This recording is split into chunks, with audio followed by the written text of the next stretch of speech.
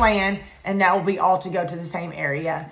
But during COVID, we were trying to keep our numbers lower, so we're going to the safest place in our room. Often that's the bathrooms. But you should have a tornado little picture at your safe spot. In here, it talks about all of our ways to communicate. It talks about our locations that we'll go to if we have to move out. It talks about our accountability process, our evacuation site, how to do our emergency evacuation, shelters and sheltering inside the center and outside the center, what to do during fires, explosions, just the general information on any kind of risk. It also talks about storms and weather and tornado drills or policies, what to do for a terrorist or intruder, what to do during an earthquake, even bomb threats are on here. We also could possibly have a telephone threat, and I would want you to know what to do there too. So on this one, it actually has specific things to write down. So for any reason at all, we have a telephone threat, we know, oh, key into this, oh, they said this, and then we'll write it down instantly so we can remember exactly what was said when we have to turn it over to officials. It also talks about a written threat, any kind of chemical emergencies, electrical outage or gas leak, any kind of community crisis, lockdowns. It also talks about transportation. Our first place will not take any kind of transportation. We have a couple of our drills, we stay inside the building. A couple of our drills are emergencies, we have to get outside of the building. If we have to be outside of the building, there are some that we go to the edge of the playground, and there's some that we have to go even further, and that would be to our neighbor's carport. That's 495, Highway 64 East.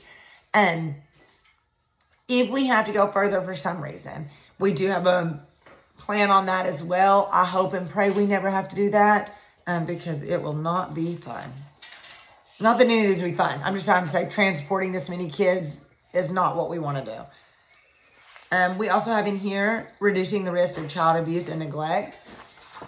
I talked about that a little bit earlier too. Making sure your parents feel comfortable eases their mind, and they know and they feel that they are safe in your hands, and that's important. We want them to know that their babies are okay.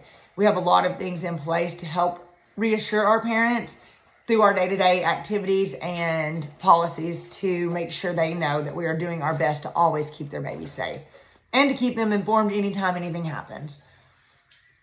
We also have a list of our emergency numbers and locations. We have the organization's responsibilities are all on here. The very next page has a blank relocated one. So if we needed to relocate, we could put the address in right here. I also went ahead and pre-made one because ideally we don't want to have to relocate anything further than next door. So this one ideally would be the one we would have to use. If we have to relocate, we'll take this, we'll put it on the door, just so in case anybody comes after the fact and we're not back, they'll know where to find us. After that, like I said, parent contact is also in there. Very next is your job description. It talks about some of your responsibilities and what your expectations are and your requirements. That's all in there. Next up is our code of conflict and our resolution of conflict policy. We are all adults and I want us to all get along, but let's be realistic. Sometimes things happen and we might have a conflict. So this policy lets us know exactly how we should handle it. Staff technology policy is very next. Looks like this. We cannot be on our cell phones at all while in the classroom. That takes away from the attention needed that our kids want, need, desire, and quite frankly, just deserve. So keep your phones put away. Like I told you earlier, we have lockers. Keep them in your lockers. Keep them put away. We do have internet. Therefore, during either I have used some scheduled outside time to work on curriculum or something of that sort, you may use internet. And there are a few things in our learning that we might use internet for. Let's say we're doing our Daniel the Tiger learning that's on Netflix. We have the TV up there. You just use the Netflix, so you have access to our internet at any time, including your break. Let's see, are there any other key points on this one?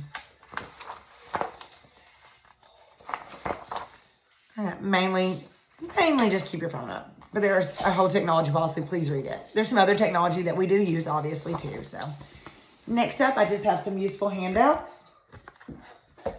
We get these sometimes at team meetings as I get different ones. The first one is to use sanitizer and disinfectants. Our main go-to is bleach water. Our bleach water is made every single morning, fresh. You'll use it for sanitizing toys and your tables and your changing stations. And it is a do-all, which is fantastic in our life. We don't want to have to say, oh, here's our one for this, and here's our one for that, and here's our one for this. That makes our life more complicated. So we've found bleach water is our best friend. So bleach water it is. That's our main go-to. So talks about that.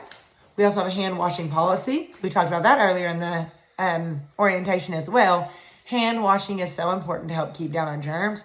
Here's the proper way to hand wash. I talked about hand sanitizer use. Here's the proper way to use hand sanitizer and what you should and should not use.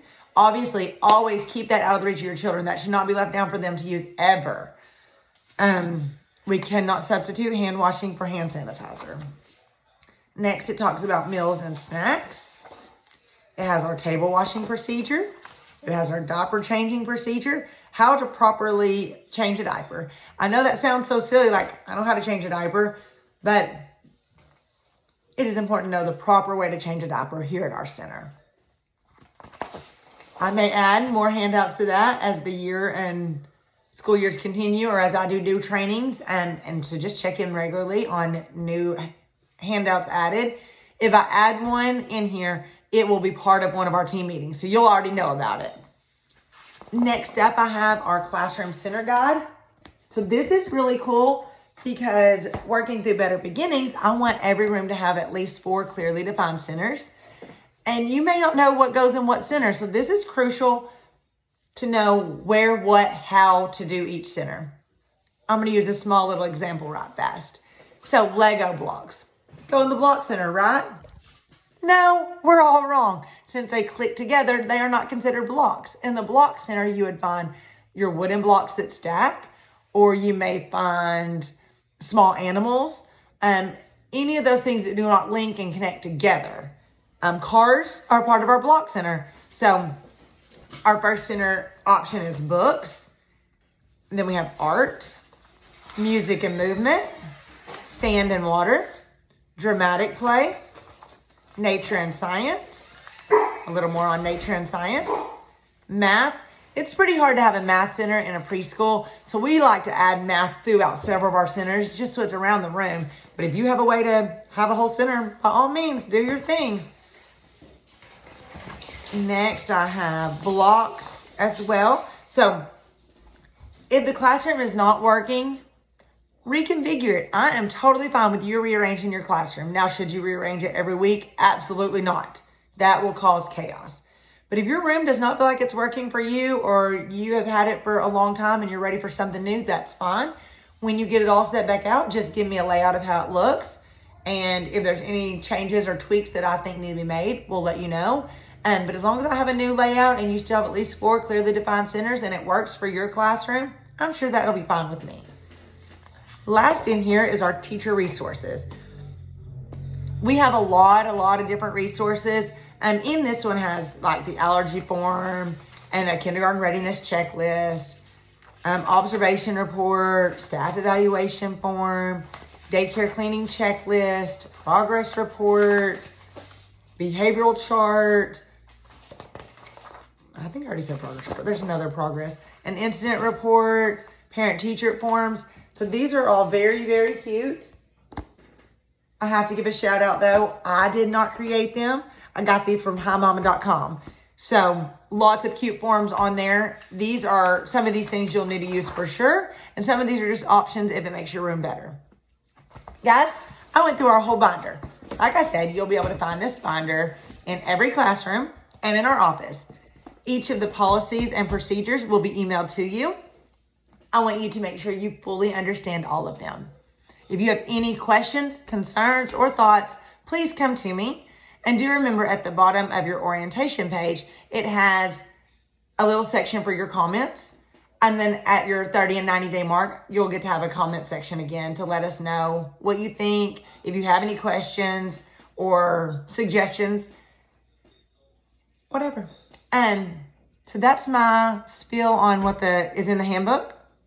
I hope you enjoyed it, and I hope it wasn't too long and too many mess ups of any kind. I'm human, and I can't do a perfect video to save my life. So this is the one we're keeping, ladies and gents.